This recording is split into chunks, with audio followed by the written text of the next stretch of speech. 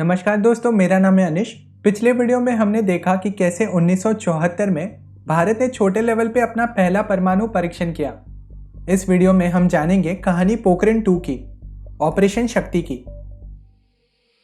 1974 के टेस्ट के बाद इंदिरा गांधी ने काफ़ी कोशिश की कि वो दूसरा टेस्ट भी करवा सके, लेकिन सैंक्शंस और इंटरनेशनल प्रेशर की वजह से वो नहीं कर पा रही थी। ऊपर से ह्यूमैनिटेरियन एड जो उस समय भारत को मिल रहा था वो रुक जाने का भी खतरा था।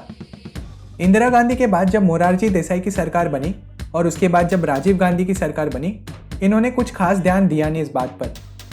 1995 में जब पीवी नरसिम्हा राव भारत के प्रधानमंत्री बने, तब उन्होंने हमारे साइंटिस्ट और आर्मी को परीक्षण की तैयारी करने की अनुमति दी, लेकिन गड़बड़ हो गई।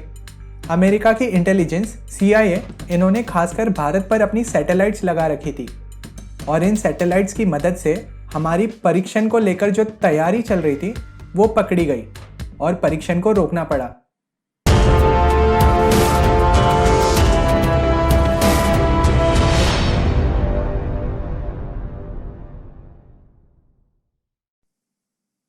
उन्नीस और 1996 दो बार पीवी नरसिम्हा राव ने कोशिश की, लेकिन कहा जाता है कि वो जब भी कोशिश करते उन्हें बिल क्लिंटन से फोन आ जाता। बिल क्लिंटन उस समय अमेरिका के राष्ट्रपति थे और बिल क्लिंटन उन्हें कहते थे कि हमें पता है आप परमाणु परीक्षण करने वाले हैं, रोक दीजिए वरना अंजाम बुरा होगा। अब एंट्री होती है भाजपा के नेता अटल बिहारी वाजपेयी की। वाजपेयी जी अपनी रैली में जोरों शोरों से कहते थे कि मैं जब प्रधानमंत्री बनूंगा तब न्यूक्लियर टेस्ट जरूर करवाऊंगा। 1996 में जैसे ही वो प्रधानमंत्री बने, उन्होंने परमाणु परीक्षण की प्रक्रिया को फिर से शुरू कर दिया, लेकिन उनकी सरकार ही नहीं चली। 13 दिन में उन्हें इस्तीफा देना पड़ा। 1998 में फिर से अटल बिहारी वाजपेयी चुनकर आए और फिर से इन्होंने परमाणु परीक्षण की प्रक्रिया शुरू करने का आदेश दिया। इस प्रोजेक्ट को तो वैसे बहुत से साइंटिस्ट इंजीनियर संभाल रहे थे, लेकिन मुख्य रूप से इन 3 साइंटिस्ट पर मिशन को पूरा करने की, लीड करने की बड़ी जिम्मेदारी थी। डॉक्टर APJ अब्दुल कलाम जो उस समय DRDO के हेड थे, राजगोपाला चिदम्बरम जो डिपार्टमेंट ऑफ एनर्जी के हेड थे और अनिल काकोडकर जो BARC के डायरेक्टर थे।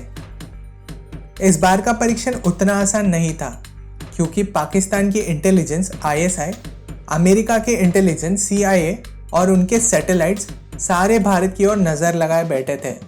क्योंकि ये परीक्षण एक खुले रेगिस्तान में होने वाला था, सैटेलाइट्स की नज़र से इस परीक्षण को छिपाना लगभग नामुमकिन था। लेकिन वो कहते हैं ना कि ठानो तो कुछ भी नामुमकिन नहीं। पोखरण के इस एरिया को परीक्षण के लिए तैयार करने की जिम्मेदारी दी गई थी आर्मी कॉर्प्स ऑफ इंजीनियरिंग के 58th रेजिमेंट को, और 2 महीनों में बड़ी चालाकी से सीक्रेसी मेंटेन करके इन्होंने अपने काम को अंजाम दिया। जो टेस्टिंग एरिया था वहाँ पे साइंटिस्ट को भी यूनिफॉर्म्स पहनना पड़ता था, ताकि किसी को शक न हो कि ये सिविलियंस के कपड़ों में कौन है और यहाँ क्या कर रहे हैं। बॉम्ब रखने के लिए जो गड्ढा खोदा गया था उसे नेट से कवर कर देते थे। केबल्स, सेंसर्स को सैंड से ढक देते थे।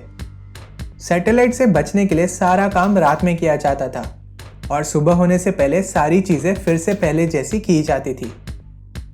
सबसे मज़े की बात तो यह है कि जो आर्मी यूनिट थी उन्होंने उस एरिया को क्रिकेट स्टेडियम जैसे बना दिया था। एक पिच तैयार कर दी थी, लाइट्स लगा दिए थे, फ्लैग्स लगा दिए थे और बढ़िया एकदम वहाँ पे टूर्नामेंट्स होता था। स्टैंड्स भी बनाए थे और कुछ जवान कमेंट्री भी करते थे। ये सब ध्यान भटकाने किया जा रहा था और ऐसा हुआ भी, ध्यान भटका भी। सैटेलाइट्स को लगता था यहाँ कोई स्पोर्ट्स टूर्नामेंट हो रहा है। साइंटिस्ट जब पोखरण आते थे तो उनके नाम पे फ्लाइट टिकट्स बुक नहीं होती थी, उनका नाम बदल दिया जाता था। जैसे डॉक्टर कलाम का नाम मेजर जनरल पृथ्वी सिंह रखा गया था। 1 मई 1998 में BARC से बॉम्ब्स को छत्रपति शिवाजी एयरपोर्ट से लेकर जैसलमेर के एयरपोर्ट तक पहुंचाया गया। फिर वहां से कर्नल उमंग कपूर के कमांड में बॉम्ब्स को 4 आर्मी ट्रक से पोखरण पहुंचाया गया। अब सारा कुछ सेटअप हो गया था। इंतज़ार था तो बस सही वक्त का, सही वेदर कंडीशंस का। वेदर कंडीशंस का इसलिए ताकि जब परीक्षण हो तब उससे जो रेडिएशन निकले वो शहर की ओर ना जाए। अगर ऐसा हुआ तो सिविलियंस को नुकसान पहुंच सकता है। वेदर कंडीशंस के नॉर्मल होने पर 11 मई 1998 में शक्ति 1 को टेस्ट किया गया। शक्ति 1 45 किलो टन्स का एक थर्मोन्यूक्लियर डिवाइस यानी फ्यूजन डिवाइस था जो बहुत पावरफुल था। इससे पोखरण और उसके आसपास की जगहों की जो ज़मीन थी वो हिल गई। एक छोटे लेवल का भूकंप आ गया। उसके बाद शक्ति 2 को टेस्ट किया गया जो 15 किलो टन का एक प्लूटोनियम फिशन डिवाइस था।